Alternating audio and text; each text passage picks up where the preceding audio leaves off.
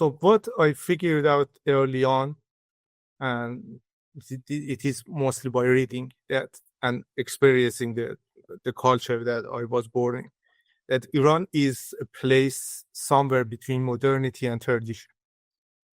And what I found about Iranian picture in Iranian culture is that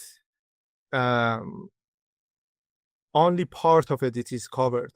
Part of it that it is recognizable as something different for audience outside of Iran, Yeah. And in my own individuality, in those years, I tried to find myself in the modern part of Iran.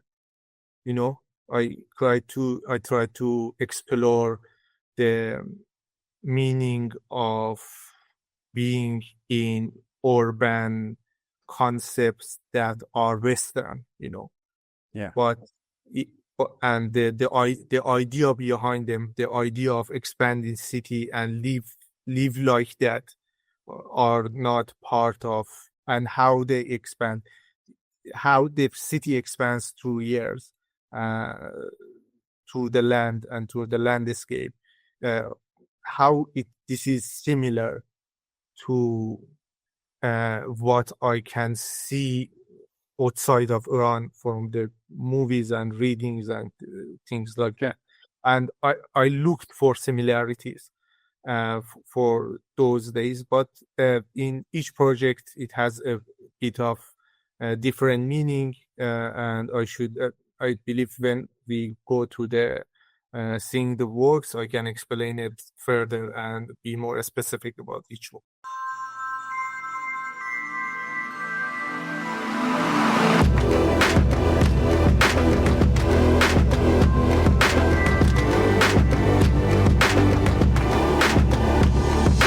Welcome to the show, Alireza. Thank you very much, Patrick. Thank you for having me. Oh, I'm so excited to have you on. We've been trying to kind of coordinate this, and I know it's difficult to do a recording when you're inside of Iran, but we're doing this anyway, and we're making it happen. So I'm really excited about having you on today. Me too. Thank you. So before we jump into your work and what it is that you do, let's take a moment and introduce yourself to the audience. So my name is Alireza Malekian. I am an artist and a researcher. I mostly work with photographic images, representation, urban environment, and urban culture. So I'm always curious about how people find their way into being a photographer, and sometimes I'm always somewhat curious to see if it started really early or if it kind of found you a little bit later. So tell me a little bit about how you found your way into photography. It is a difficult question. I ask myself that always. It's mostly intuition. I follow my intuition, and I someday find myself taking a lot of photographs. My childhood was not an indication that I would be artist. I was not born in a social class or culture that values fine art that much. None of my relatives or my family know things about this type of activities. They are mostly engineers and mostly work with mathematics and physics and things like that. So it was a surprise to all of them when I choose to pursue this. What I know, the moment the cornerstones, I remember the cornerstones when I decided to deliberately act on my intuitions to work towards art. I gone to vocational school to study graphic design instead of normal high school that teach you maths or humanities and things like that. And from then, the age of maybe 15, my path changed towards art.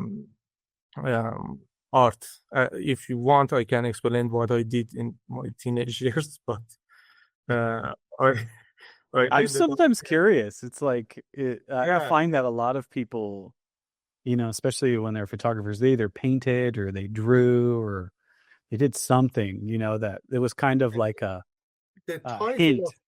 Yeah. the title of my sort of program that I was signed into was visual communications. Visual communications included illustration and photography and typography and poster designs, and I did all of them and some more. I wrote poetry in those early days and years and created short films and designed posters. I illustrated when what I could. I tried to illustrate my own poems, and none of them survived, thankfully. But I experienced it with a lot of um, mediums, and that sense of familiarity with the dimensions of the artwork and the extent of how you should create and how you should communicate to arts stayed with me.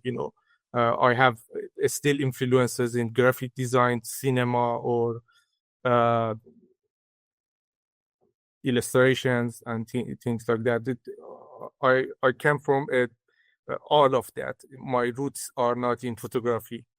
Yeah. You can Photography, see it in your work too. photography is what sticked, what remained after experimentation, and I found myself more attached to photographic languages. I think it's really quite interesting. Especially kind of how those early years kind of influenced the later years. And so talk to me about that pivot point that you had. You were like, this is it. And this is what I want to pursue. Talk to me about that kind of decision to shift into photography and make that kind of the center of what you do, especially since you were doing all that other stuff, Yeah, what was it about photography? the one of the things that photography was more attractive to me was the fact that I could do it by myself. I experimented, for example, with cinema. You need a lot of crew and a lot of organization to produce something. The graphic design, you must look for a client or illustration as well. And poetry, you should always work with publications, But photography was in early days, I thought, ended up knowing that it's not that way quietly, seemed more direct. I could take the photograph, I could edit it in my computer and publish it online, and Yeah. it seems like that I can see myself more.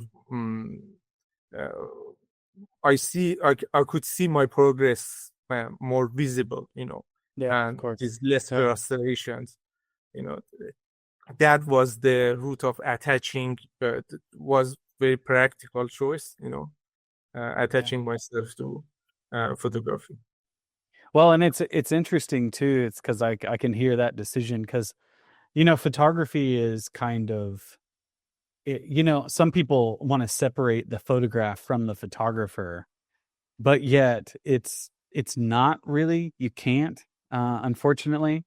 And it's one of those mediums that yes, you can have a team that helps you create a photograph, Yeah, but when you're doing stuff like urban photography, street photography, you're doing any of that kind of stuff, it's kind of a solo job, and so you get to see your progress because you're working on your own that time, you're not really relying on anybody to kind of do anything other than yourself. And Yeah. so I hear that kind of decision that you just wanted something that you could kind of express individually with. Am I correct? Yeah, and I found myself attached to it because via photography, I was able to explore my surroundings, Yeah. To this day, the core of what I'm doing is that it try to investigate how the environment affects me and how I contribute to it as a citizen or as an individual. And that was the core at the beginning, and it is one of the uh, few threads that followed my career after 15 plus years. I think I am near 20. You're not old Yeah. enough for that. Yeah. Last time I checked was 70. So Wow. I stopped checking, Yeah, that's about the time you stop. Yeah. I guess my next question, it comes back to, how did you develop yourself? Was it through school, or was it something like we kind of just mentioned, it kind of this solo kind of thing that you were doing, and through that very act of doing it, you just got better at it? Talk to me a little bit about how you developed yourself. The big part of the developing my work, and this is something that followed me and sort of developed into my writing career and being a researcher, is that I like to read about the other people that were into what I am into, and what the people and the artists before me did, and how they discovered and how was their process. And sort of I found my master's in history, and I tried to learn and read as much of biography as I could. And that's one of the things that I like about this the series of your podcasts, because it delves to if you find a photograph interesting, you should talk to the photographer, Yeah. And not read about the photographs. That is part of it. But the important part is how the artist lived his or her life, and how he or she developed her work. And that sort of launched me into, okay, I am doing something, and what I am doing is not that strange, because I couldn't see anyone doing this around me, and very isolated activity for me. Photography remains to this day,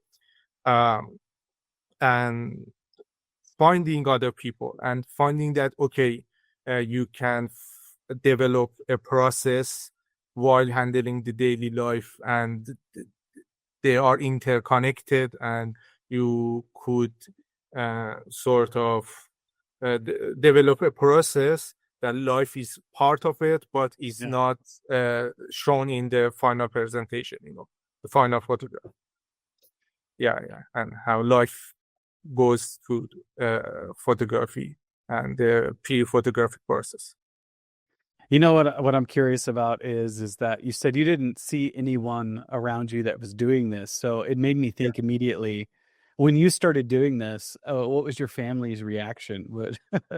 Are you still near them, or do they get to see you while you do this?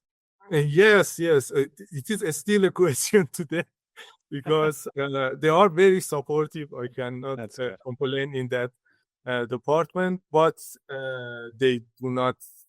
They are not part of the art world, and they just have to trust me and trust my words that okay, I am doing something and I am good at something, but it is a little bit difficult to communicate, Sure. with with people with different background.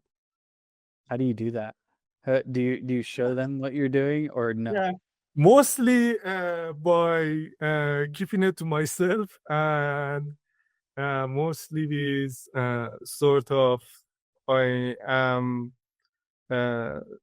sort of choose a language that I know what I'm doing and I know where I'm going, and this is all okay. You don't have to worry about me, which Yeah. is a lie, of course, but That's what parents do.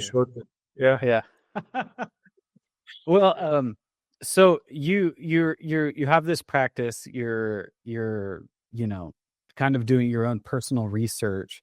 What do you find yourself photographing? What are you motivated to look at and research?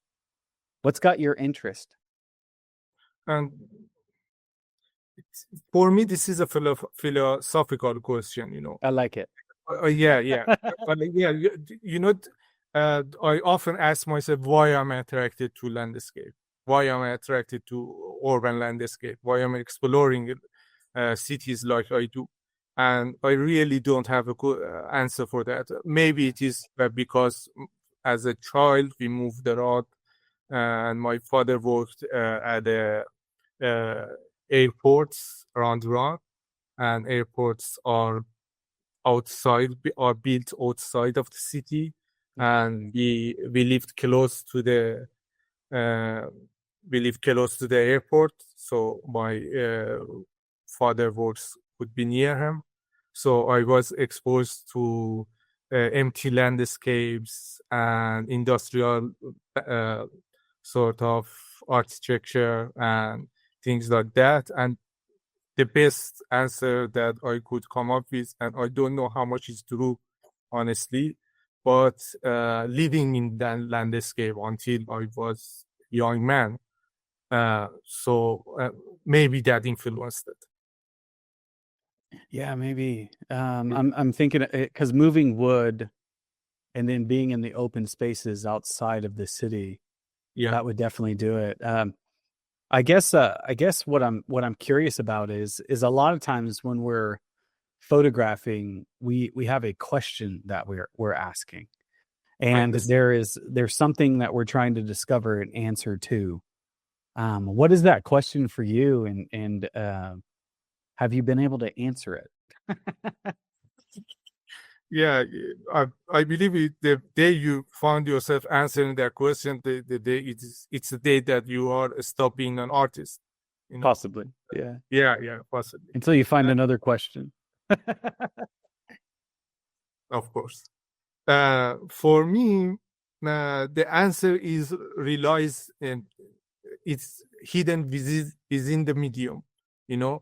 I know what I want to photograph. I want to photograph urban culture, and I want to discover aspects of environments that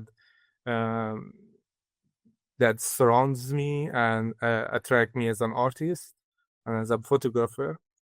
But the main question, the core of my practice is what an artwork and what a photograph can be.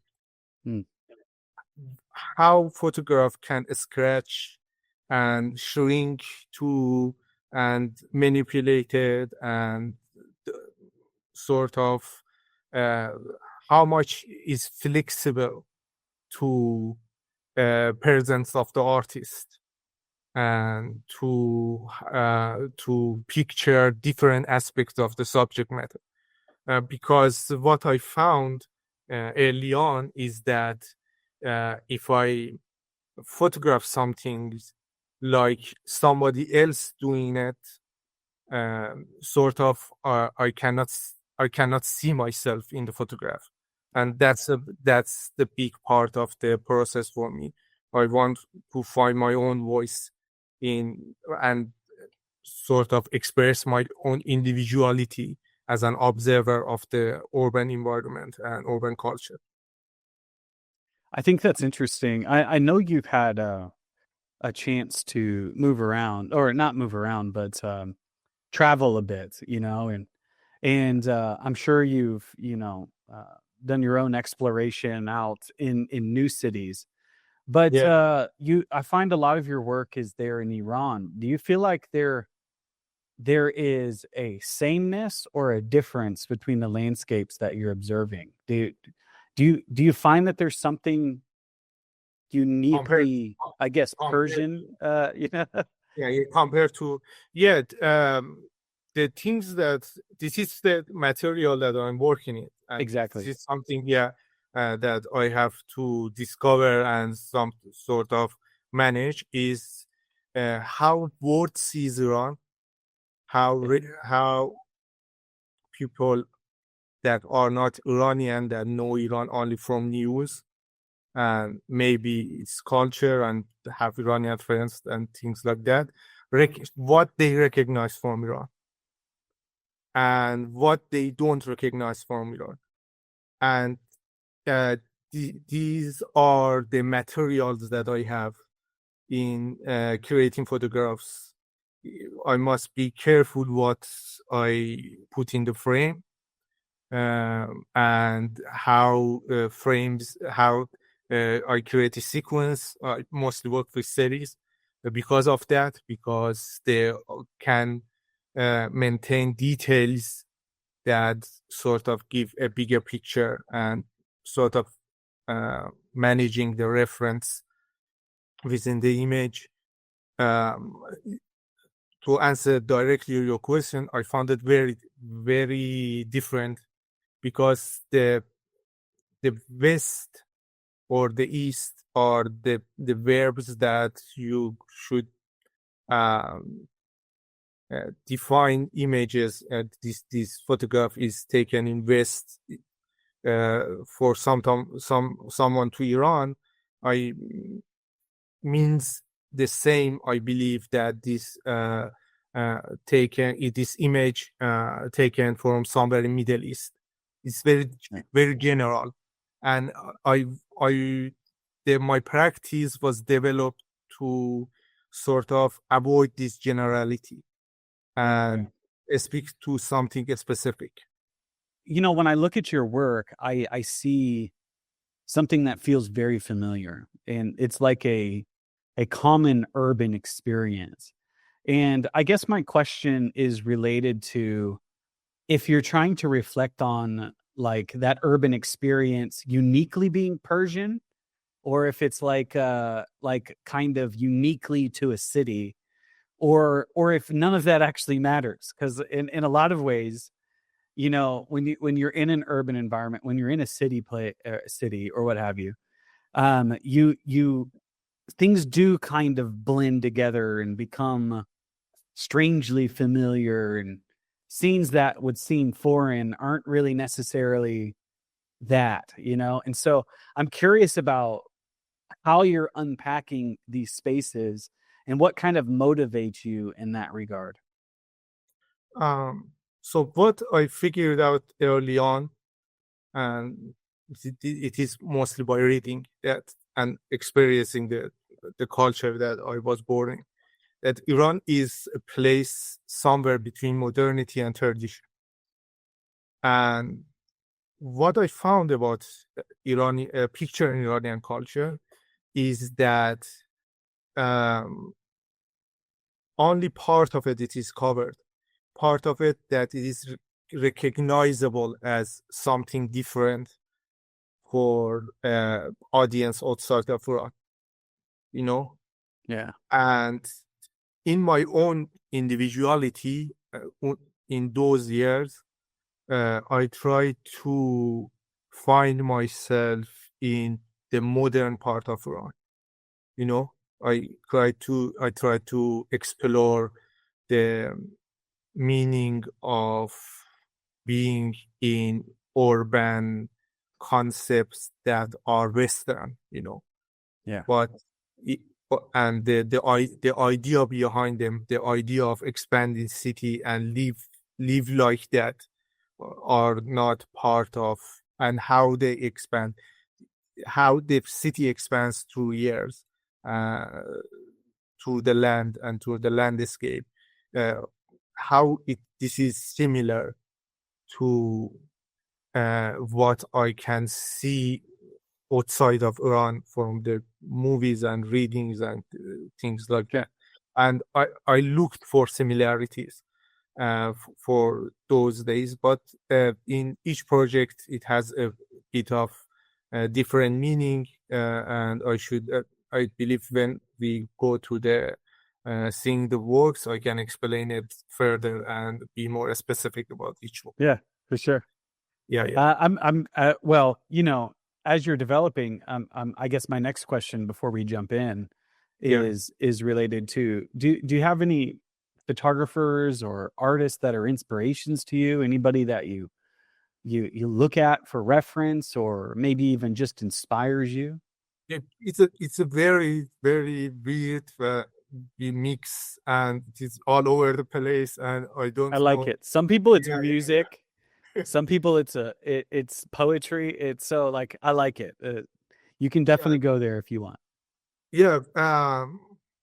My main start from Iranian. I very like the traditional paintings of Iran, called Negargari, or I don't know how to translate it actually. It's okay.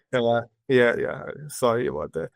And what I found in that was very interesting to me, that the painting is very flat without perspective, but it has layers. The layers is move with your eyes, what you see first and what you see second and what you see third, and it does not reveal itself quickly. You should spend time, and you read the text that is alongside the painting, and then go to each figure, and then if you have enough knowledge, you could find the meaning of the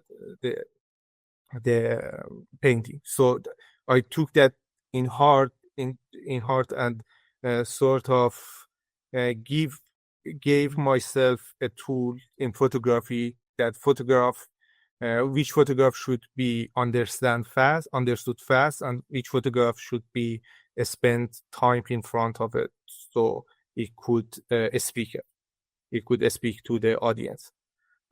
This is part of it. And as for movie makers, I like Kiarostami a lot. He works with empty landscapes and landscapes of Iran. I know most of it is not part of the urban cultures, and it is more in open spaces within Iran and outside of the cities. But in Abbas Kiarostami's works, I found that the landscape defined the people, and that's the idea that I liked a lot, that we are not separate from the landscape, and we are bound to it. I like Takeshi Kitano, the Japanese filmmaker. He does all of the things himself. He acts, he directs, he edits his movies, and I'm mostly fan of his edits and the pauses that it makes to give you time to understand the scene. That's part of it. As for photographers, I like Ojin Adje. I don't know if I pronounce it right. I read these names on the paper. I don't know how to pronounce them. I think it's Eugene Adje. Adje. Yeah. It is a father figure to me every day. I still find inspiration in his works. It's constantly the way he researches his subjects without knowing that he is researching his subjects. And it is something that speaks to me. I work the similar way. I hope I work the similar way. Into this intuition, it's very important to him in his work, and finding what he photographs, which is very diverse. It's not just streets of Paris. It's people. It's details of the architecture. It's windows of the shops, and it's just inspiring. And to all of that, I should add the Bechers, Bernd and Hila Bechers, and Dusseldorf photography school, which I sort of define my practice as extension to that, not visually but conceptually, and how they treat the photograph, and how they sort of think of photograph as something that should comment thoughtfully about the world and how the different frames have different functions within the series and things like that. So I can add to this list, but I think it's enough. You give a lot of great ones. Yeah, I think it's really good. I'm when you talked about some of your Persian painting influences, yeah, I love that. I'm a big fan. I love Persian poetry specifically, and who can't appreciate Adjay, you know? yeah. I go through some of those images and can't believe that was Paris at a certain time. But you know, he had a certain presence of mind, I guess, that number one, you know, with a newer technology, but also knowing that the city was changing and evolving, and he was kind of Yeah. capturing it as it was going. And so I just think it's those are some great references. And so I think this is a great time to go ahead and jump into some of your work, and we can go ahead and see some images now. So in my early works, I started photographing urban environments without knowing that what I am attracted to. I just bought a camera and a zoom lens because it was what I could afford. You know, it was that simple back then. So I began photographing details of the city. The name of the series Details is that it is just showing how city is decaying through the years, and with not a particular message in there, and not particular city in mind. All this, yeah. How It was, close were you? How close in time was it to your graphic design? yeah, I was still practicing graphic design, and I did not at this time I did not recognize myself as an artist or photographer. I was just taking some photographs to You can share. see the influence. Yeah. It is graphic design. It is well designed for Yeah, that. And very. then I read about Beckers and Yeah. how they use photographs, and sort of the idea typology attracted me. So I created a very simple series called Trees, and Yeah. in 2 afternoons, I photographed a series of trees in Mashhad. Yeah. And some of these images I still like because of their lightings, because they are It's interesting. So you're just kind of exploring the medium at this time, and what yeah. do you think it's in these early days, what do you think this work revealed to you? Just to add something, I started photographing at 2007. Okay. And these photographs that you just see, the first series was from 2011, and the second was from 2013. So because I was experimenting, I didn't know what I was doing, and I did not have anybody to mentor me to photography. I was just experimenting. So 2007 and 2011 or 2013, nothing survived. The photographs are just bad. They have no aim. The editing are bad. Uh, they are very amateur. The focus are bad. I shoot in that period mostly JPEG.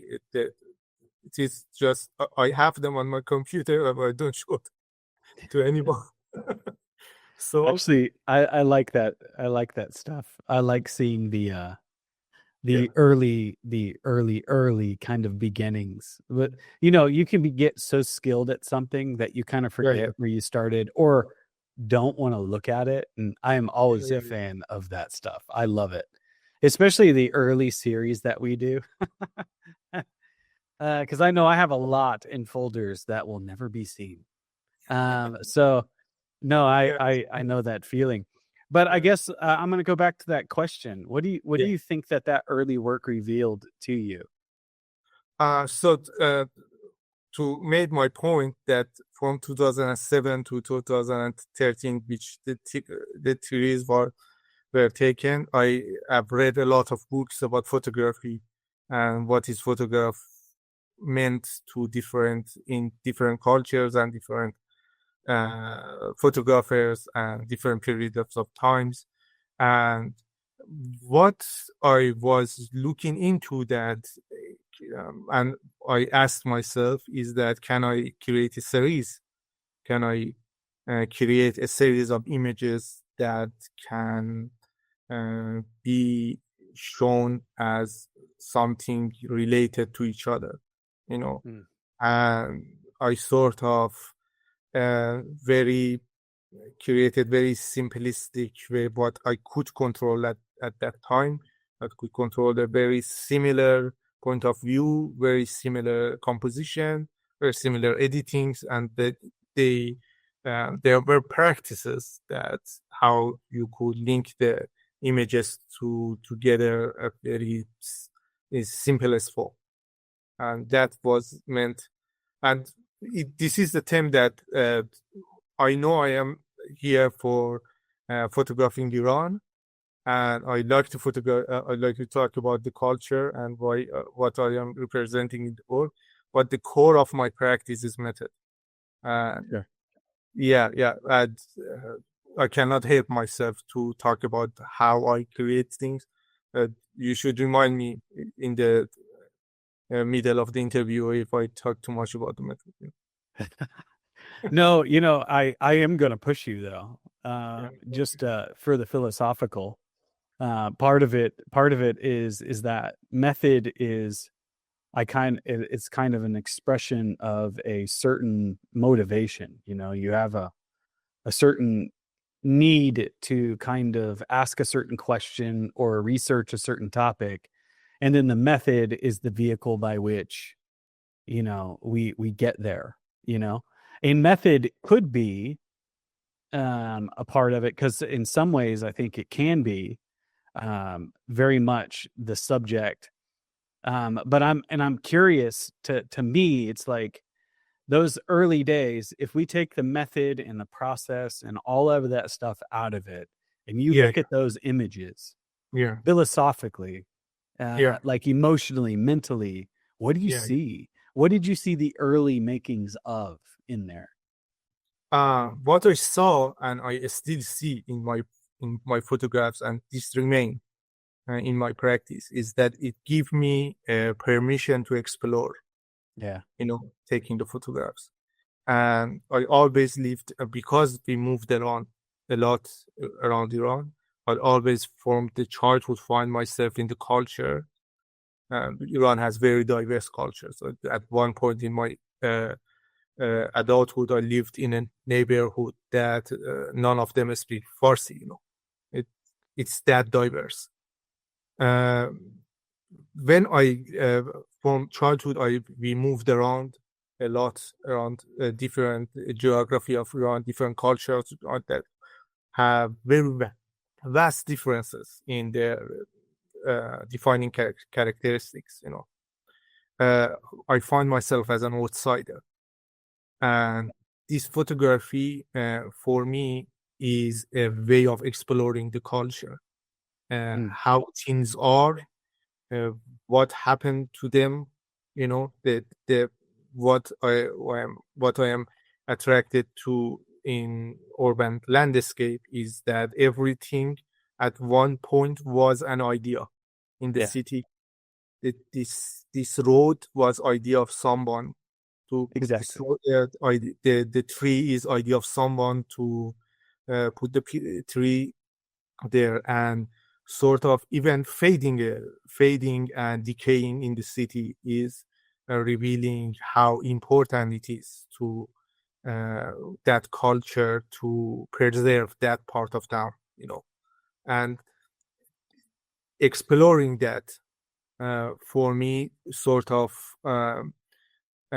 give me a feeling of belonging in that landscape, because I became more familiar with that. There you go. Yeah. Yeah. I like that. That's kind of what I feel when I see that. It's interesting that you kind of have a distance that is present, and you had kind of pointed to this idea of since you were moving around a lot, that you didn't necessarily belong. And through this very act and this very practice, you kind of connected to the landscape itself. And it reminds me of that other reference that you had mentioned earlier, where you can't separate the people from its landscape and the landscape from its people. And so, like, it kind of, you were in a ways kind of spreading your roots, spreading your wings, expanding your umbrella, and bringing this into you in your own way. So that's really interesting. So you have about 3 other projects we're going to look at. Where do you want to take us next? So this project began with exploring very directly different parts of different cities, and it is expanded through 7 or 8 years, and includes more than 10 series. I choose 3 or 4 series here to see the progression of visual language that I used through the years and how it led to what I am standing now. The first series is Hometown, which is made in 2013.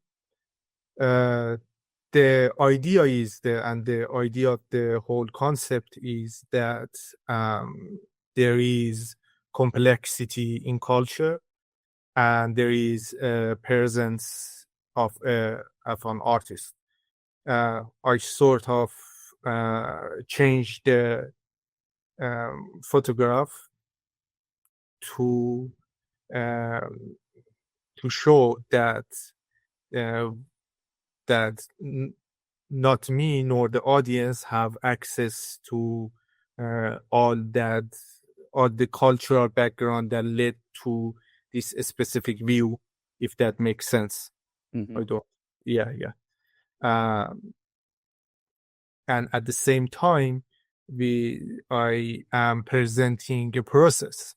When I believe when the audience and the viewer watch and view a photograph in this series and all the rest, it can recognize that there is a reality behind this manipulation, and but they don't have access to it. They don't know. It cannot be recognized because it is there, but the access to it has been limited by the artist, and that's where my viewpoint comes from, and the emphasis of the role of the artist and role of the photographer in interpretation of reality. Sure. Yeah. This is Hometown. Still, the next series is Divide. This is Hometown. Still, I think the next frame will be Divide. Yes, this is Divide. Divide has been taken in 2014, I believe. I don't know the exact date. Has been for a very long time. So this is a sort of a cognitive game like the previous series, but a little bit simpler. I took the photograph. I explored a city of Qom. Qom is a very religious city of Iran, and it is defined by its place in Shia religions, which is part of the greater Islamic culture, Yeah.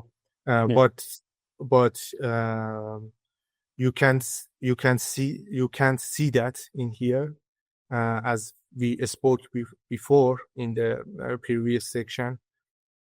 I tried to control iconography as much as possible, for the viewer, Iranian or foreign, to not recognize the landscape and could categorize it under, oh, this is Persia, oh, this is Qom, and I know Qom, I know Persia, Yeah. by limiting the cultural references, and this is the same almost to all the series in this concept, Defamiliarizing Iran. By limiting it, sort of force the viewer to form an opinion about what I experience and what I'm showing them. And sort of in this divide series, I divide the photograph in two and replace and change the right part of the photograph is left of the photograph and left part of the photograph is right. I don't know if I am explaining it right. Yeah. No, you did. Yeah. You're kind of inverting it. Yeah. And there is a little bit the Easter eggs in all of them, and I do not intend communicate with this, but since we are talking, for example, these expressions of moving cars is what I saw in a photograph of Robert Adams, which was focusing on that in I don't know the series, exact series, but it made an impression on me, and how you can show the people use this landscape is not empty without showing the people. Yeah, it is our neighborhoods and the things that are a little bit surreal in all of them. And for example, this building on the left is very interesting to me when you can only view it from one point of view, and it makes sense. But if you change your perspective like I did, you can see there's nothing behind it. looks like a book. Yeah. Book on a shelf. Yeah.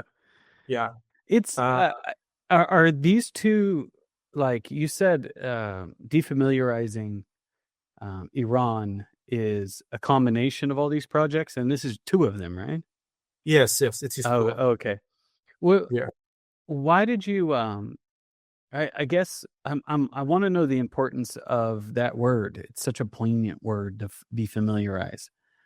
Do you find that you are kind of, when people think of Iran, that you're kind of working with preconceived ideas, and what you're trying to do is strip those ideas away? Talk to me a little bit about that. I'm kind of curious about that word. Yeah. Well, one of the important parts of it is what you said. Yes, there is a preconception of how these cities work, especially the cities that I am picturing. Not all cities, like all the countries. For example, there is very specific meaning to be in Paris. There is actually a sickness among Japanese people when they come and visit Paris, and they do not recognize the romanticized version that they had in their heads, and they become very much disappointed, and that disappointment manifests itself in sort of physical sickness. It's very strange. And my point is that this is the same in all the cities that have cultural significance. The city is a living thing and is changing and is redefining itself, and it is different from romanticized version of it or villainized version of it. It is a reality that has many aspects, including that romanticism or making it villainism. If I don't know if that is a word. Yeah, to villainize something. Yeah, villainize something. Yeah. But it has many aspects, and the other part of it is that myself is myself. I am exploring something that I'm not familiar with, and to picture that culture and picture that urban environment like I am familiar, and I know what I am giving to the viewer and to the audience is false, and I wanted to emphasize that there is a distance between the photographer and the view and landscape, just like there is a distance between viewer and the photograph that he or she is witnessing. So it makes sense. Yeah. And so okay. you deconstruct them, and you're kind of like, especially with these, where you're intentionally like, you know, taking them apart. And I definitely see your graphic design playing in here. You work with shapes and very, very well, lines, perspective. You have all of that kind of buried into it. And I know, like, you have this idea of kind of, I'm trying to figure out the right way to say it. It's almost like you're intentionally taking these landscapes that could be easily categorized and taking them out of focus. It's almost like you intentionally blur it, almost into, it's, I don't know, you blur it with familiarity. Yeah. Does that make sense? Yeah. I distribute this into something else as well, that in that period I wanted the viewer to spend time with each frame, and in this concept of defamiliarizing Iran, sort of see reality as a puzzle, not as something definite as a photograph. I was not fan of definity of modern photographs like journalistic photograph or war photography that gives a defined and very strict definition of what is important, what you should look at, and what is the result and what is the message. I was against the message, and I wanted to see that interpretation and different interpretation, and the trying to understand the puzzle, and trying, for example, in this photograph, you know what you are looking at, but you are not sure, and in this series called is Alternative Tehran, and Alternative Tehran was made at the time that I lived in Tehran, and I sort of could not put together my experience of it and my image of it before I living in the Tehran, and they have very many contrasts, and I found city very complex and very sort of more aggressive and more harsh that I was hoping for. So in Alternative Tehran, I photographed Tehran as something very almost empty, almost peaceful, but not recognizable because of the puzzle that the images create. This is the Azadi Tower, which is very famous. I don't Very famous. Yeah, very I know. theory. Yeah. Also, You know what's interesting is it's like I didn't even a landscape can be familiar, landmarks can be familiar, even people to a degree in photography can be familiar, and even the presentation of a image as the box or the rectangle that goes on the wall is familiar. And so in an effort here with this, you're trying to take the familiarity out of it, which is, it's interesting. You're kind of blurring the lines again, which I think is fascinating. But the other part that I think is interesting is, have you ever, I know there are these little exercises that I see written in, they're written in English, where they give you the first letter and then the last letter. yeah. Still read it, Yeah. even though it's all mixed up. You're kind of doing the same thing in a way. Yes. Which is kind of fascinating. Is that kind of the intention, or am I? Yes, of course. And to emphasize your point, is that what I realized that when I read about photography and tried to replicate and sort of understand the process of the photographers that I like to, was that if I photograph Iran, like Joel Meyerowitz photographs New York, they become very similar, but they are nothing alike.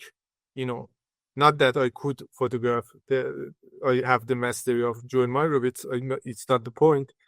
The point is that if you want make something, make a new artwork that emphasizes your individuality, about a concept that is different from the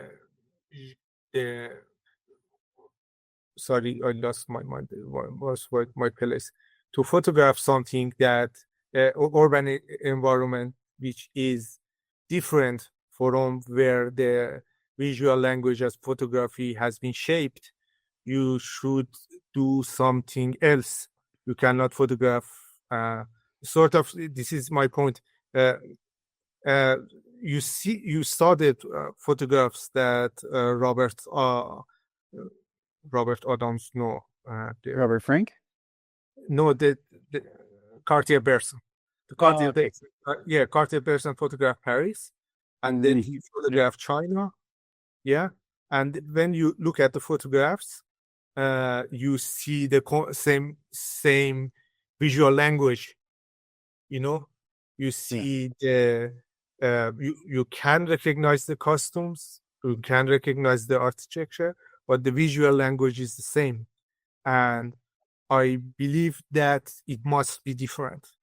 If you are photographing a different culture and that culture is not familiar to you, or something unrecognizable in that culture for you, you should be more honest in photograph and sort of reflect on that.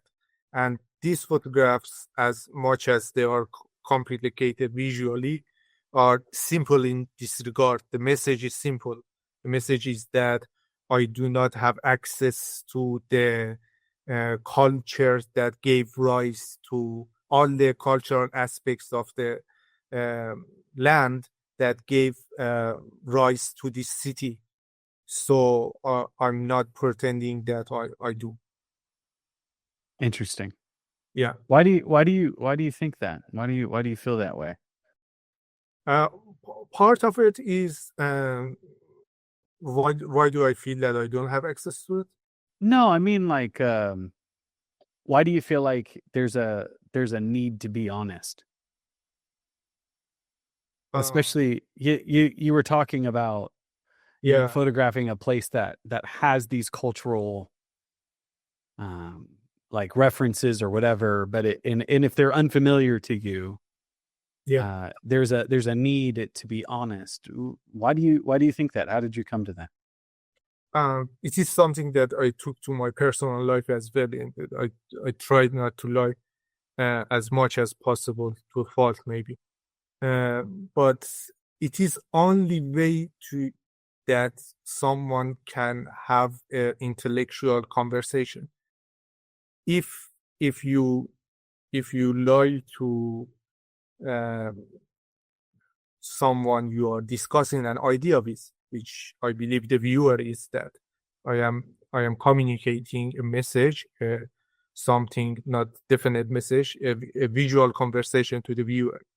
And if I'm not honest with the viewer in what was my role and what was my experience and what is the edge of my knowledge, I believe it can be seen. The dishonesty can be seen in the photograph and in the language, in the use of language, and that includes visual language as well. And you can deceive if you want, but you first deceive yourself, about what you can do and what your intentions are. And this is just not a good strategy to communicate an idea, a complex idea like urban environment or geopolitics. Yeah. Yeah. No, it's a tricky subject. Yeah. And I was kind of curious. You took a very solid stance on that, and I think part of it is kind of related to that your feeling of moving around all the time and never really ever belonging to a certain place or whatever. And you said that Iran is very like diverse, and you have a lot of different cultures kind of all together, and so it's in a way, I think it's I don't know, a response to trying to make sense of where you are and what you're doing, and Yes, then of paying course. respect to that, I guess. I guess is Yeah, just the pragma. It's just, I'm not advertising honesty as some moral virtue. It is no, just, yes, it is just practical.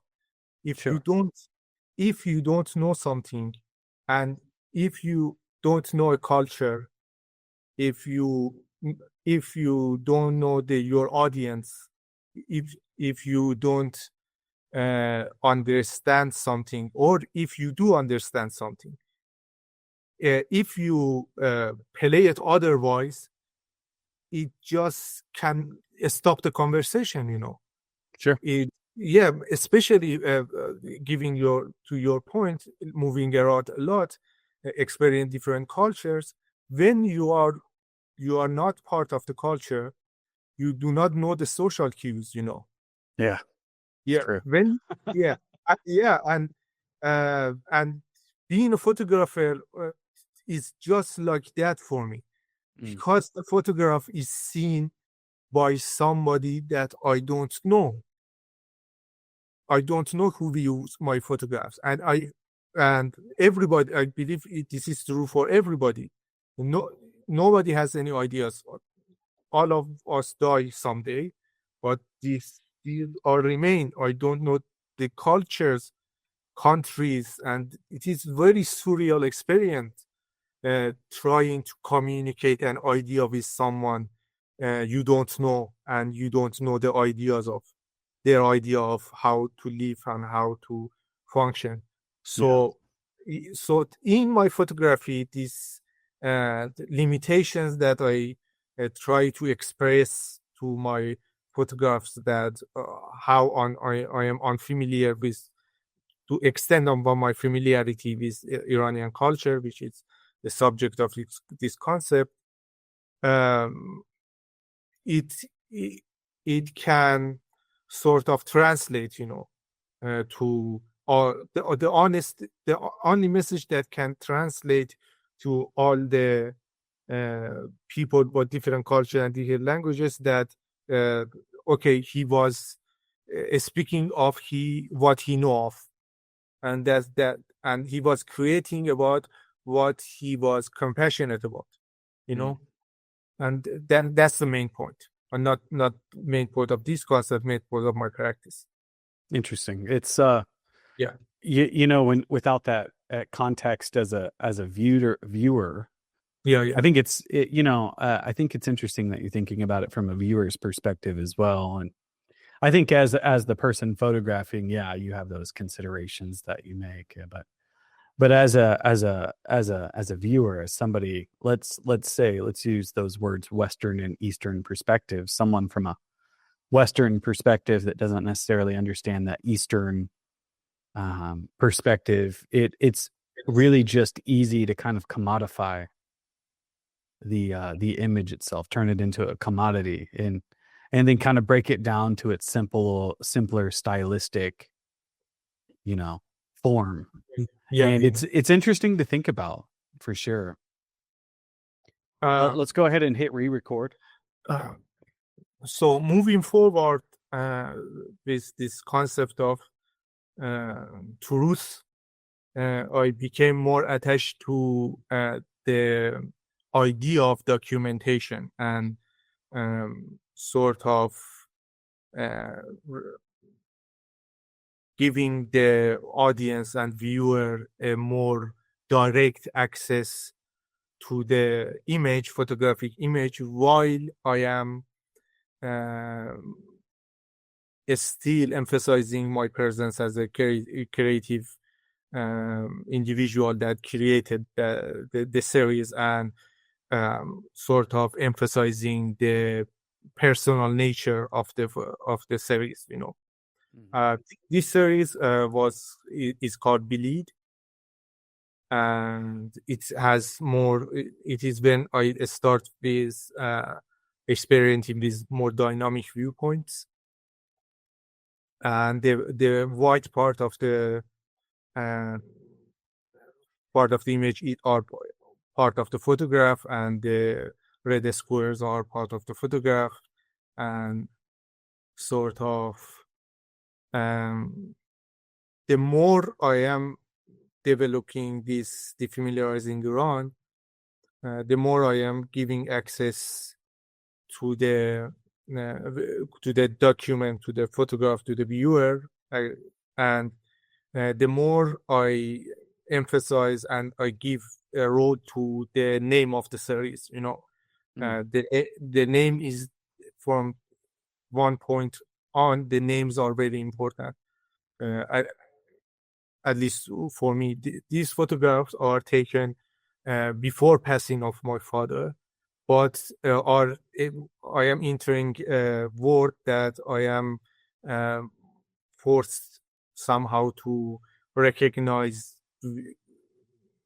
without his presence. And this is something that is not part of the series. I'm just saying this because it is part of, I like to give the context of what was in my head and what was the motivation behind the photograph. Not that I expect that so the viewer understand this from the photographs, but the title of Bleed and the sort of harsh contrast between white, red, and black and white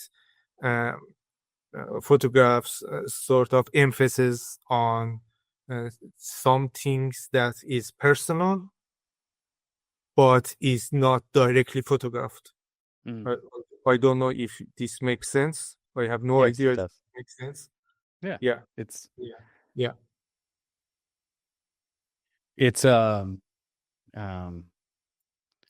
it's almost indirectly abstract.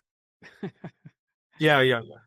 I don't know how to say that, because abstract is it's abstract, but to be indirectly that way, that's yes, and these are very experimental, and all of my more work is, I believe, I hope it remains experimental. I have no idea if it is called photograph. Someone might not this called photograph, and just adding the white bit and the red squares. This is not a part of the traditions that I follow. but it was important to me to emphasize the presence of my individuality through something that is the connection between visual concept and the name. Yeah. And this continues to this series, which is more directly communicates the name of the series is Despair. And as you can see, it is very simpler compared to the earlier photographs. I am more attracted to concept of documentation in this series and this late series of Defamiliarizing Iran. And the idea is that the despair is part of the landscape and part of your view. And you can, this is the added dots, blue dots is something, still something to emphasize the creative presence of the artist, and the connection of the despair and the empty landscape is hinting as something sort of missing or not celebrating the sort of expansion of the city through natural landscape, if that makes sense. Yeah, absolutely. Yeah. Very isolated. These are all taken in Mashhad, my hometown. As it's I'm glad you gave me the context, the additional context of your father passing. And in a lot of ways, I can kind of relate to that. When you lose somebody, it is no matter what you do, it's always there, and it's always pushing itself on you. And I can't help but feel that there's another presence in this photo with those shapes being added. Yeah, and the things that no one, the experience is not transferable. Is something that I'd like to talk about further in the next bit. But no one can prepare you for experiences, the dramatic experiences like this, like loss of someone that was big part of your life, and you feel the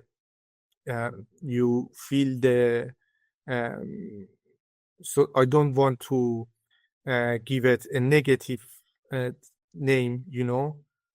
This is just it is not positive, it is not positive, it is your new reality. Yeah. It is your new reality that some day you woke up and you do not recognize the word. Yeah. And I don't want to communicate this in my photographs, but the photographs are very experimental. And as I told you before, and I mentioned before, these are part of recognizing, the photography is part of recognizing myself in society. And in this period, to be honest, I am still experiencing this, and I don't believe that it leaves me at any way or nobody does. Yeah. Never does. Yeah, you just learn how to live with it. That's it. Yeah. So moving forward, when I decide to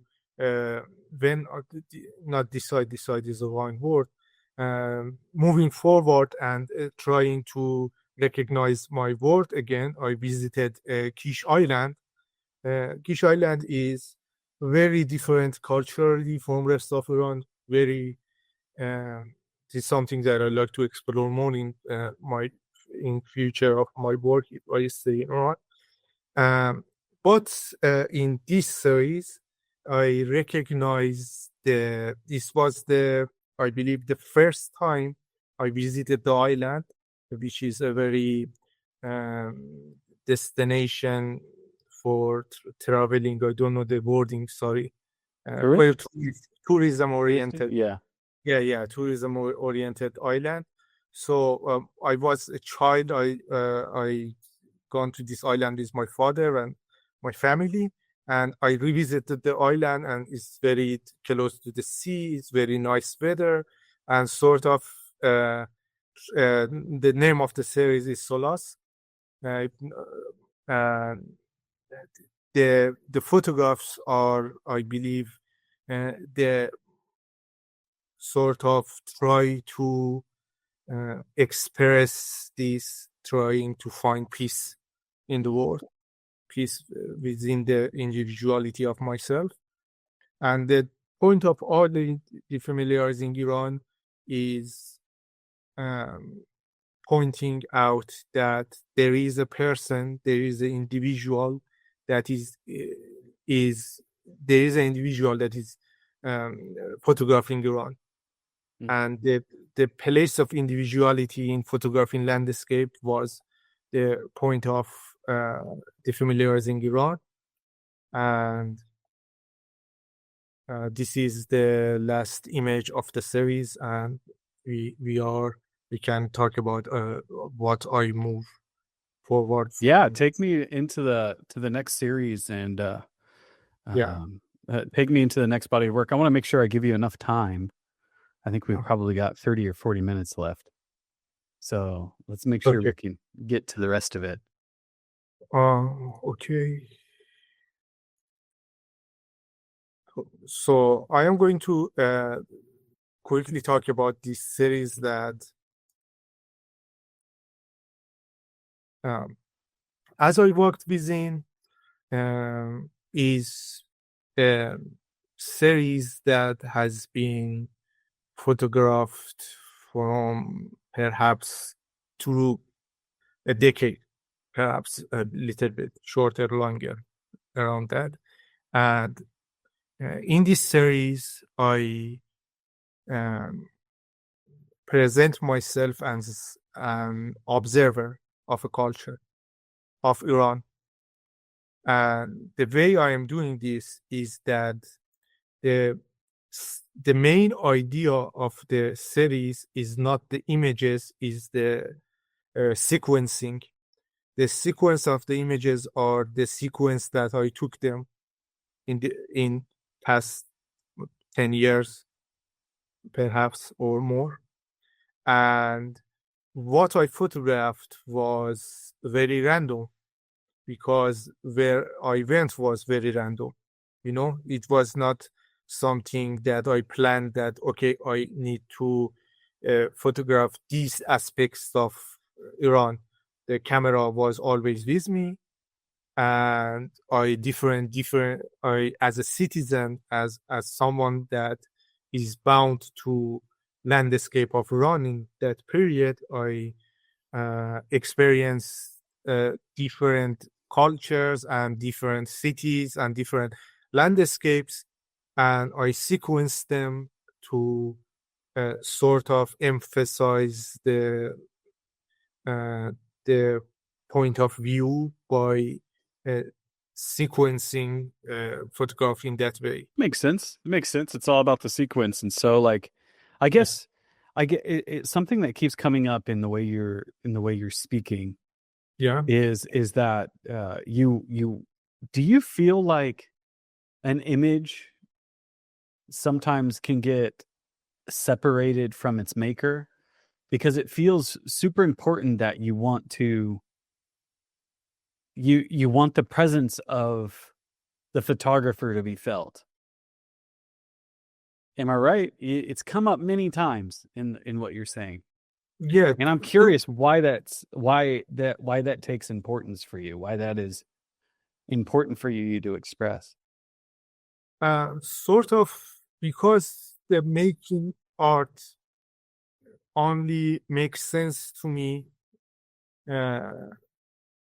by emphasize that I was here. I am constantly aware of the fact that what gives my individuality and influence, and a lot of it wasn't my choice. I did not decided to be born in Iran. I did not decided to be born to this family or be a man or to live to be almost above 35. I think I'm 37. I'm not sure. I don't keep track of it. Stopped, huh? Yeah. You're not old enough to stop counting yet. Yeah. Perhaps a couple of years, huh? Yeah. I think it's once you hit the 50s or 60s marks, Yeah. So to give my point is that, yes, I am aware of it, and I believe a lot of interpretation of the artwork, and I work with photograph to make a point about is something outside of myself. I'm not photographing myself. I can photograph myself. This is a choice that I made, that I look beyond myself to my surroundings. But I believe the individuality of the artist is something that gives context to how understand the art, and this especially difficult to photograph because photograph has more direct relationship with reality, and its first priority is reality. And my exploration and my experimentation always has been focused on, okay, how can I emphasize my presence as an artist and photographer, as an observer, without damaging the reality, without damaging the value of reference and culture that I am trying to comment on. I think that answers my question. So talk to me a little bit about this series. What's your intention between the sequence? The sequence. This sequence, I tried to make it as much as possible diverse within this framework. I photograph my friends because they were part of my life, and they were part of my life in that period that I photographed. And I tried to give an example of how the empty landscape of Iran and urban environment of Iran is growing or is decaying, but sort of I tried always to stand a little bit back, not to judge the landscape that I'm photographing, or only communicate the places that I have been. This series that I like to publish it as a book, and I'm trying to sort of close it and created series to present it to a publication. It only makes sense if you consider the position of the camera, that someone was limited to these choices when he wanted to take photograph of his surroundings. Yeah. And this is the main context that makes sense of this series. And as you can see, these are different landscape, different series, different cameras, different lenses. What I had at my hand at the moment, I photographed it. This Kish Island. And the limiting factor of the photograph that does not give explanation of why from this frame to another frame and the sequencing beyond the fact that I visited these places sequentially, as to surrealism of the landscape of Iran, I believe. This is very, very different, very diverse. So talk to me about this next body of work. I think this is the final one we're going to look at, yes. Correct? Okay. Yes, there is much more, but I think we have only time for this one. The idea was that, the main idea was that when you conduct your project as a research, you have set of questions, but you don't know the answer. And the project that you saw so far was based on these principles. That, okay, I have these parameters, I have individuality in landscape of Iran in that period of my life, and I want to combine that. I want to combine two things that are by definition different from each other and separate from each other. One is the landscape and one is the camera. And by act of clicking the camera, you are separating these two as from each other. And what you saw was experimentation. I did not, and experimentation to find the answer of those questions, and how can a photograph can explore individuality in exploring landscape by digital manipulation. That was us. But in this series that I have been working on since 2023, and it is still ongoing, the question is how can a photograph, a series of photographs, capture complexity of Iranian culture and the sort of the process of its decaying its definitions as a result of contemporary political movements going back for last 100 years, and how this is speak to Iranian heritage.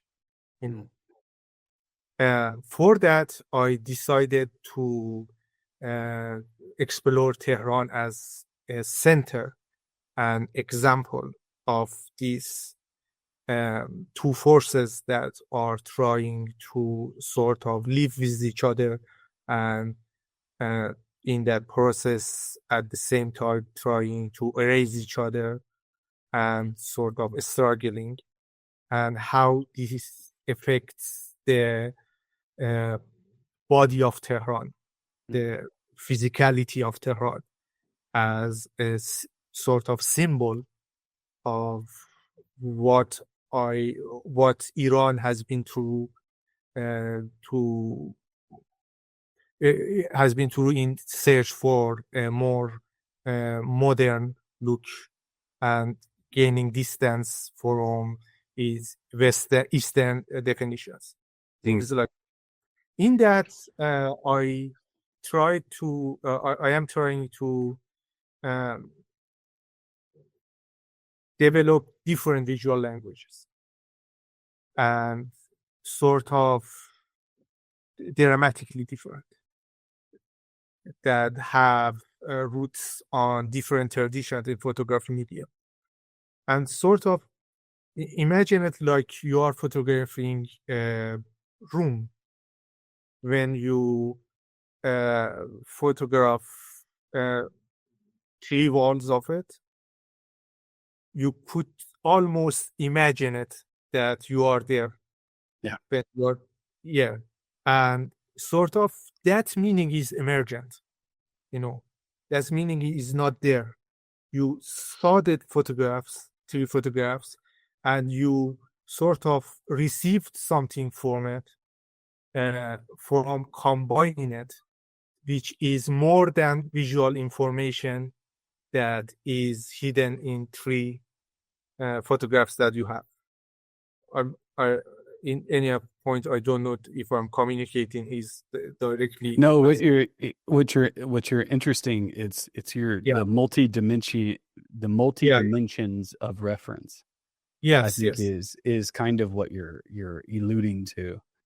The Phantom Tehran is one series that give one aspect of Tehran, and that's focus on heritage and sort of the what has been remained and what can be erased by the government or by the people, and they sort of explore the uh, mm, sort of explore how we perceive our past as Iranians, sort of how we treat our environment as individuals and as citizens, and how protests or propaganda is changing the behavior of Tehran as something that is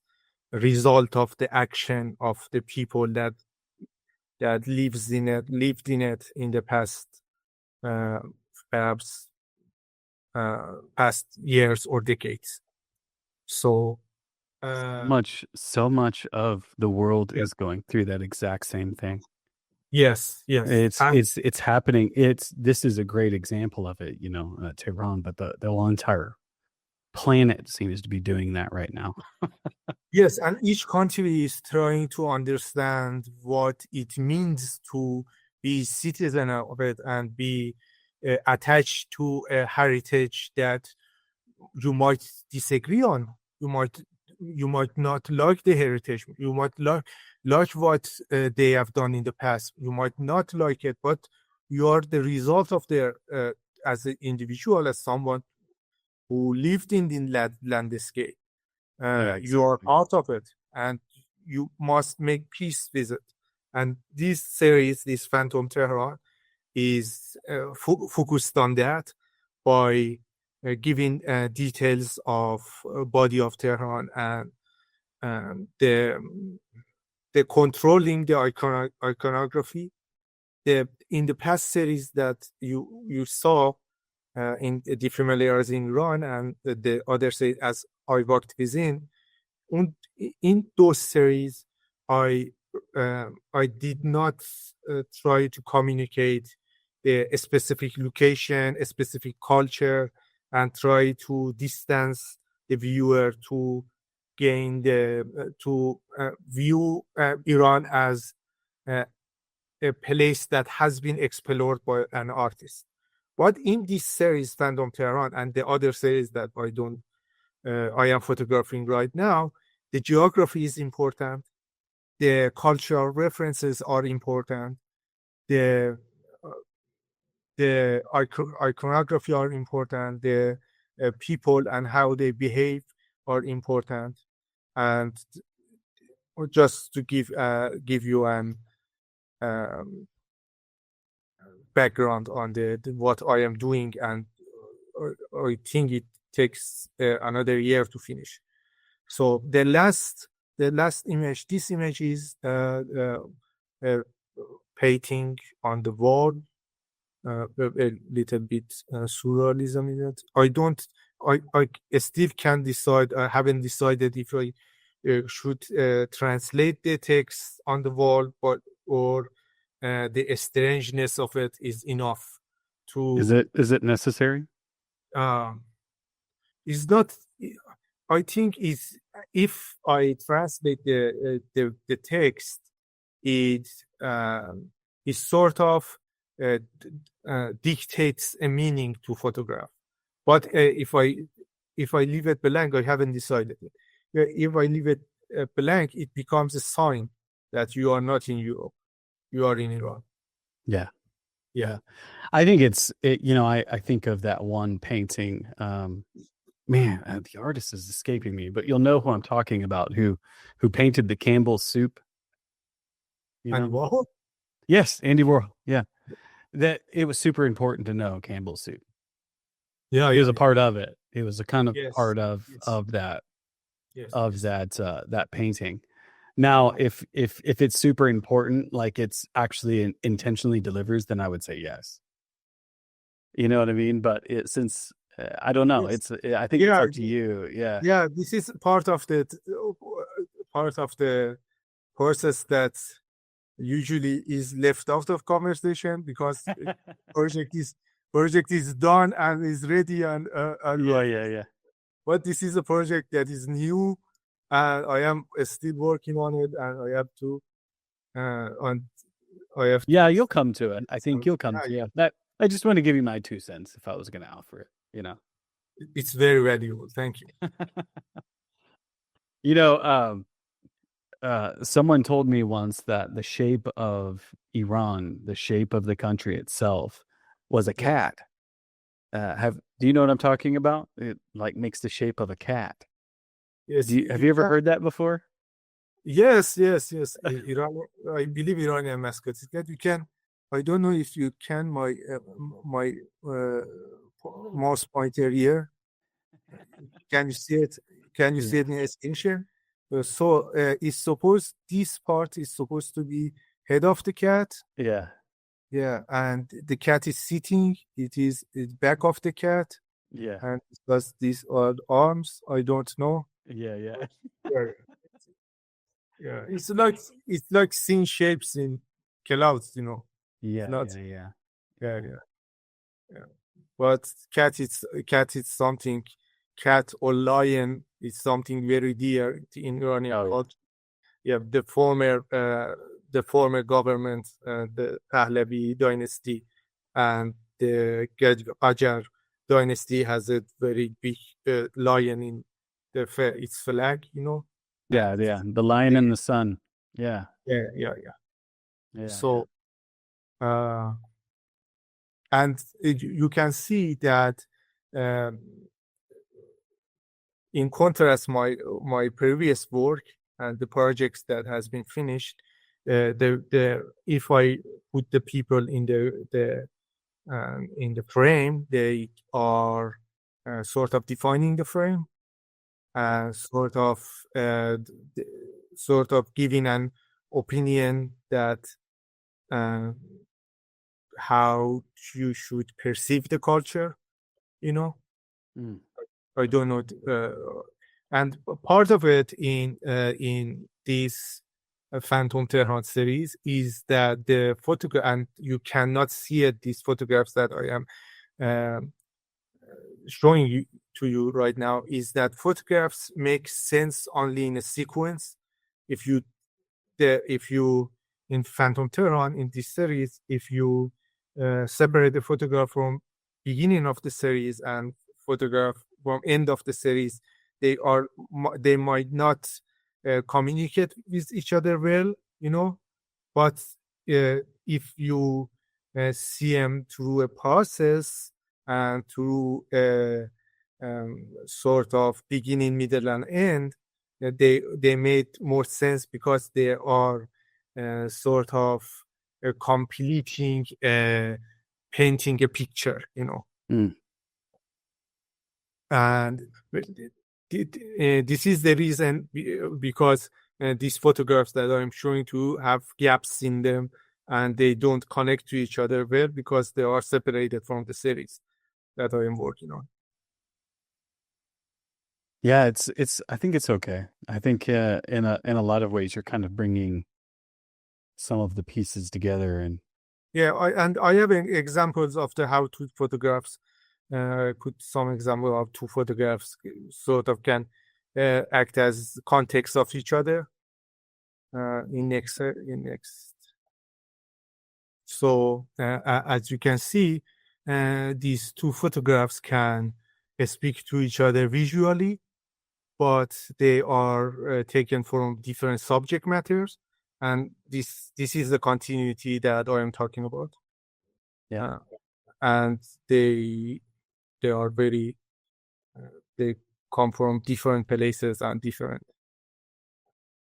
viewpoints, and some of the photographs are more direct in their messaging. I believe it is important in rhythm of this series, and this is compared to last two photographs that I've shown you. This is, I believe, cannot be more direct in its expressing viewpoint. I think you're also you're kind of hinting back to your early work. Really? Yeah, you don't see the the lines and the shapes that you. Oh, yes. Yeah, it's you still kind of have that style about you. Yeah, you should. I cannot shake it off. To speak to the previous point, these two photographs are something, a relation between two photographs or multiple photographs in a series that I am trying to give a bigger picture. As you can see, the subject matter is the same. Subject matter is a building. This is a very famous building in the Tehran.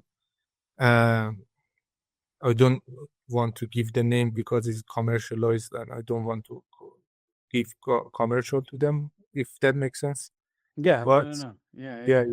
But they are taken at different point of view, one building, and different point of the day, and sort of the example of the room, it's here makes more sense.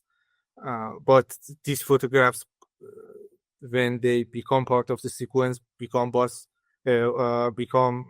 much more. I said a Farsi word in there. Yeah. Yeah. And this is a direction I have never taken in my previous photographs. But the research demanded, so I had to. Yeah, you're starting to. Yeah. And this is a part of the photograph. I can see what you were pointing to, that the structure that I had in my photograph. Oh yeah. But you can't get away from it. It's always it's like your roots. It's who you are. And I personally I shoot that way often, and I have to remind myself that, come on, Patrick, take pictures of other things. But I'm like, but I can't help seeing the lines. Yes, and it took me a lot of practice to take photographs like this one. Perhaps I that captures the moment. I never tried to the previous projects that you saw. The moment was not that important in most of the photographs. But it took me years of practice with dynamic viewpoints and how to approach the subject to take photographs like this. And these photographs also has that root, but it's about how, and this is the point of citizens in this series, that they are defined by their landscape that they are in. And I'm just pointing this out because I don't know if the girl is visible enough that pays for the audience. Oh no, completely lost. Just now saw her. Yeah. And yes. And this is part of the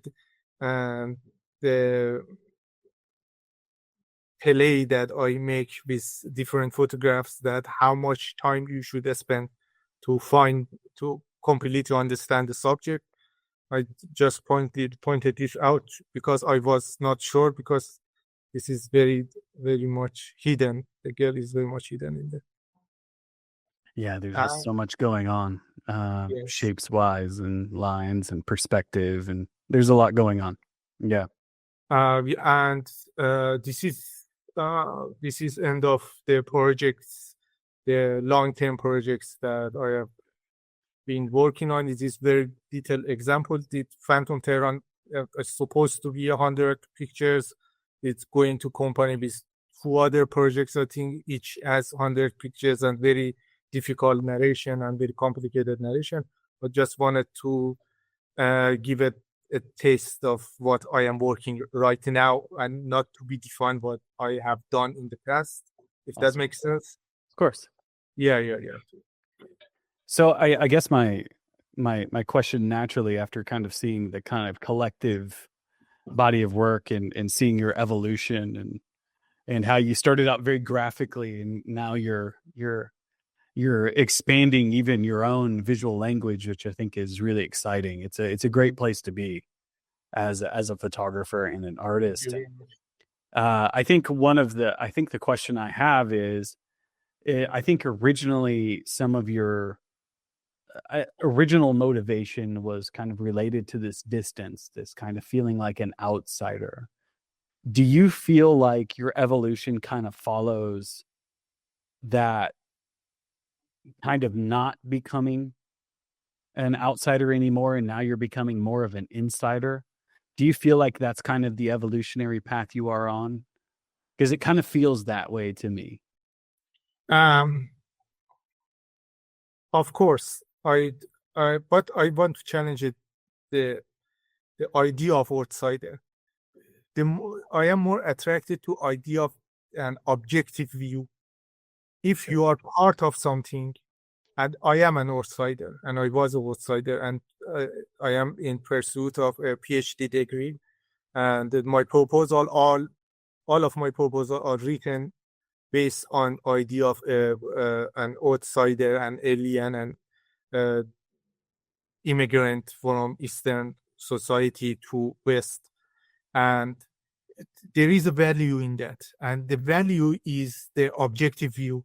When you are outside of something, you can see it more clearly, and this is something that I like a lot in German photographers, and especially the Bechers and the Gursky, and I actually wrote a book about that.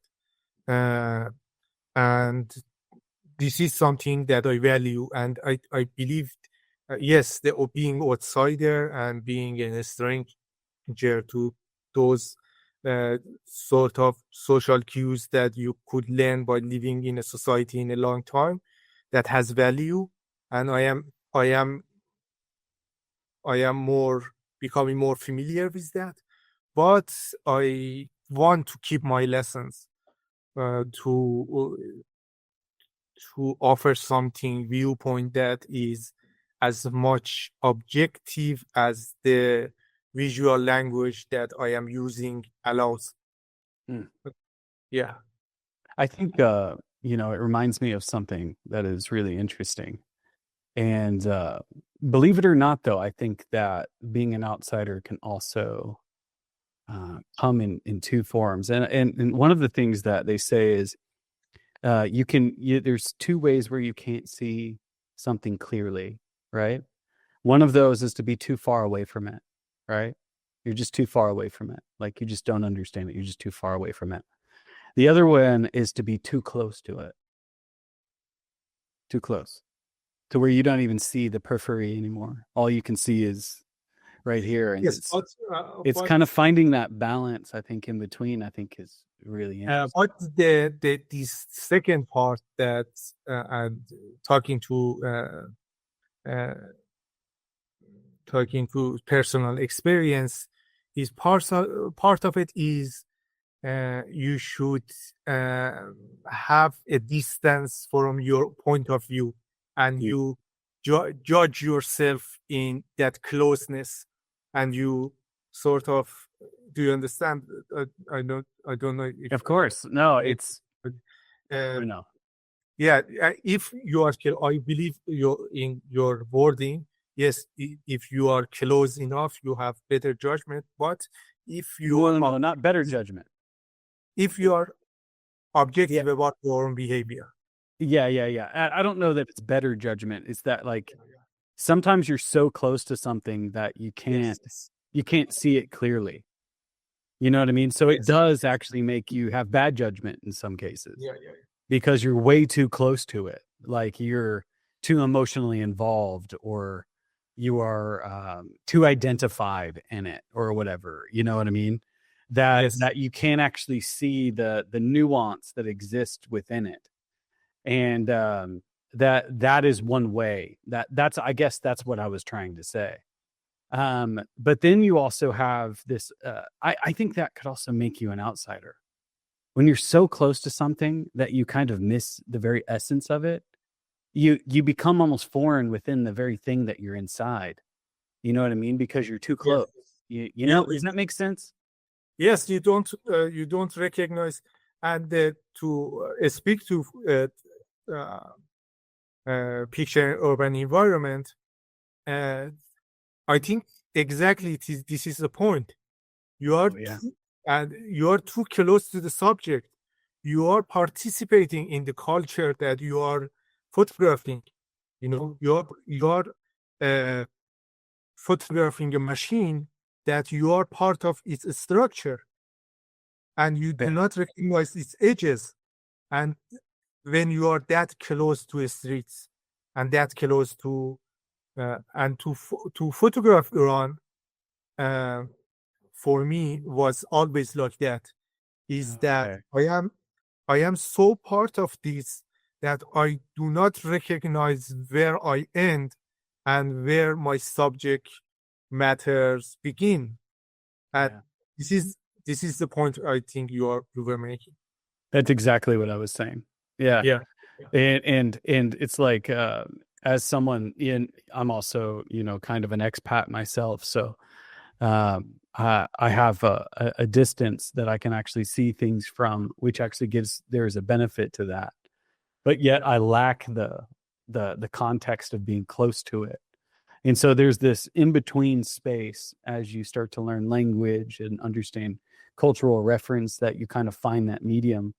And my question originally was, do you feel like, you're kind of making that way from being outsider, insider, and finding that balance throughout your work? I feel like that's kind of where you're starting to end up. Would you agree with that? Or yes, do you think my projects definitely are more than my beginning, the Defamiliarizing Iran, as you recall, are very distant from the subject matter. Exactly. Yeah, and the distance was great, and the judgment was very definite, and nothing changed. Like it was a reality outside of myself that I am just witnessing. But in the project that I am pursuing right now, I am valuing the close connection to the urban environment and the culture that give birth to the city, and meaning of the being an observer in that. And in that sense, I think you are right. I think it's interesting. It's you've given me a lot to think about, for sure.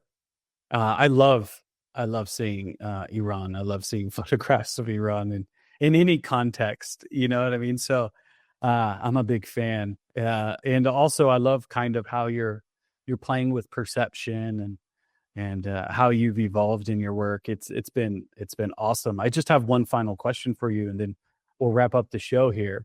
And it's really kind of a twofold question. You can take one of the two questions and answer it. I know some people don't like to give advice, so but if you can take either one or both. First one is what kind of advice would you give other photographers out there?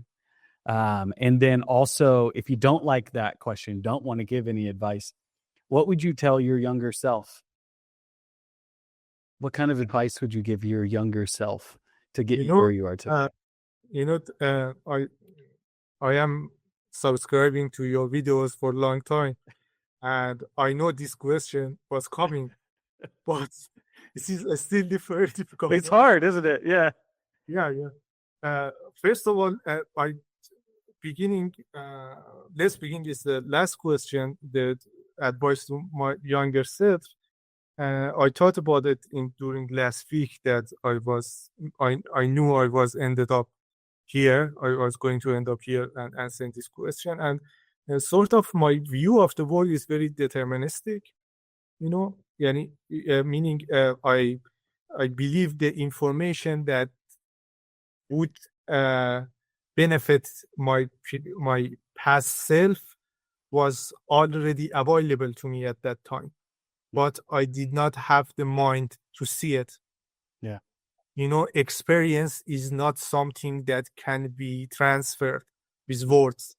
You should, if I go back and told myself how to behave or what to value and what to keep dear, he would answer that I know that, but he doesn't know that because he does not experience that. You're Yeah. so wise. That's so true. No, I think like my younger self would have said, "Oh, I know." Yeah. No, it's Yes. so true, right? Yes. Yeah. And the second part is difficult in another way because I don't imagine myself in position that yes, I have experience 15 years plus in taking photographs, but there are better people that can wrote better wordings in better books and better quotes that people can follow. But what I can say is this, and I think this is not only true to photography and not only for making art, and this is something that I value in daily life, and this is very good point to make, not an advice. I do not position myself in somebody can advise, but to regard compliments and criticism as the same. Yeah. If you receive either of them, find out how much truth is into them, how can you learn from that, if any, if something you value that, if you cannot find something, you don't have the mind to it, or it is empty criticism or empty compliments, disregard them as the same. The both are similar, both are an opinion on your work, and the opinion is on just what people can see, and people cannot see your process, and people cannot see what you are trying to achieve. They have a very limited perspective, but in the limited perspective can be very valuable comments that can guide you, especially given the fact that making art into conversation, and you must be aware how your work is affecting others and how much of what you want to communicate is communicated correctly. So this was my answer to very difficult questions. Thank you. No, that's actually one of the first times I've heard that, and I couldn't agree more. It's something that I've referenced this poem many times on this podcast, but it's one that has like fed me as an adult. It's given me so much advice, and it says treat success and failure as if they are the same. And you can extract that out to compliments and feedback or critiques, or criticism. Partly due to the fact is that they're both gifts. One is confirming that you are actually on the right track, but the other one is telling you need to go further. And either one of them has no value, because you could even look at the compliment as having no value at all. It doesn't tell you what to do, but yet the criticism does. And so, however, it's, if you treat them both the same, you can actually see the gifts that they are. They're two sides of the same coin. It's wonderful. And I think that's great. That's a great way to end it. Thank you very much. That is, we need to put that on your website, that quote, you know what I mean? And then your picture, CV, I'm just kidding. But no, it was that was a good one. I really like that one. That was really good. Thank you very much. So this is the part where we tell people how they can connect with you, share your website, I know you have a couple of Instagrams. You have Urban Documents. You have, yes. Yeah. You have the multiple personalities. Yes, No. yes, very much. So tell us how we can connect with you in that way, how we can buy things, stuff like that. Okay, the Instagram, thank you. The Instagrams that I have are different ongoing projects that I am experiencing with. how photograph is communicated through social media, and that's because that's the main point of having different Instagram accounts, because you can separate the reactions, with different type of photographs. But the main point, the main link is always my website, alirezamalekian.com, and I have an Instagram, alireza.malekian. And this is very direct, and if you follow these two, you always are up to date of what I'm doing. Perfect. Thank you so much for coming on today. Thank you very much. I really enjoyed this. Thank you very much. Yeah, it was such a pleasure. I'm glad we finally were able to connect and get the recording to work. So we had some issues there. I couldn't do it my usual way. And so you really worked with me, and you solved some problems there, and you made it work. So thank you again. I really hope it works. I really hope it works. Yeah, it will. All right.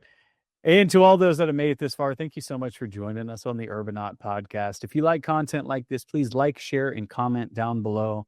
That all helps support this show. You would not believe how far a like goes and how much further a comment goes.